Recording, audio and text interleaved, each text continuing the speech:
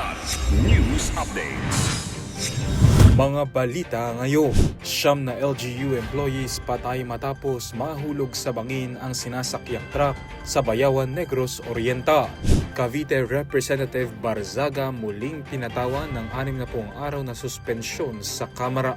Special Task Group para matukoy ang nasa likod ng pagpapakalat ng peking medical results ni PBBM, binuo ng PNP. Ako po si Cesar Soriano para ihatid ang mga nangungunang balita sa buong kapuluan. Ngayon, 9 na kawani ng local government unit ng Bayawan City, Negros Oriental ang kumpirmadong nasawi matapos ang isang aksidente sa lungsod nitong Miyerkules ng umaga.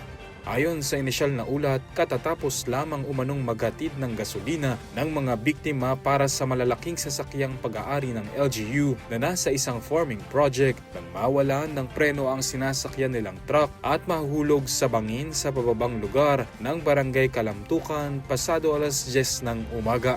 Tinatayang may taas na humigit kumulang 50 metro ang pinagbagsakan ng sasakya na naging sanhi ng agarang pagkamatay ng ilan sa mga sakay. Kabilang sa mga nasawi ang 8 empleyado ng City Department of Agriculture at ang driver ng truck. Patuloy ang investigasyon ng mga otoridad sa sanhi ng aksidente. Pinatawan ng Kamara ng panibagong suspensyon si Cavite 4th District Representative Kiko Barzaga. Sa sesyon nitong Miyerkules, Pebrero 4, sa botong 238 na pabor at 9 na abstention, inaprubahan ng plenaryo ang 60 araw na suspensyon na walang sweldo at benepisyo sa bagitong mambabatas. Ayon sa House Committee on Ethics and Privileges, muling pinarusahan si Barzaga dahil sa paglabag sa terms ng una nitong suspensyon. Gaya ng hindi pagdalo sa mga pagdinig ng komite, kaugnay ng mga bagong paratang laban sa kanya. Kababalik pa lamang ni Barzaga sa Kamara kahapon matapos ang naunang 60 araw na suspensyong ipinataw sa kanya noong Disyembre 2025 dahil sa umano'y hindi angkop ng mga post sa social media at misconduct. Kaugnay nito sa isang pahayag, sinabi ni Barzaga na tanggap niya ang suspensyon o kahit patalsikin siya sa pwesto, basta ay maiayos umano ng Kongreso ang ekonomiya ng bansa.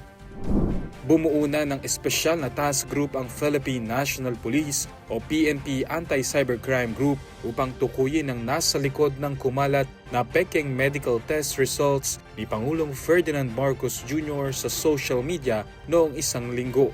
Kinumpirma ng Malacanang at ng St. Luke's Medical Center na peke ang dokumentong gumagamit ng kanilang logo at maling nag-uugnay sa Pangulo sa umano'y malubhang karamdaman at drug use. Ayon kay PNP Anti-Cybercrime Group o ACG Director Brigadier General Wilson Asueta, nakikipag-ugnayan na ang PNP sa iba't ibang ahensya para matukoy ang mga sangko.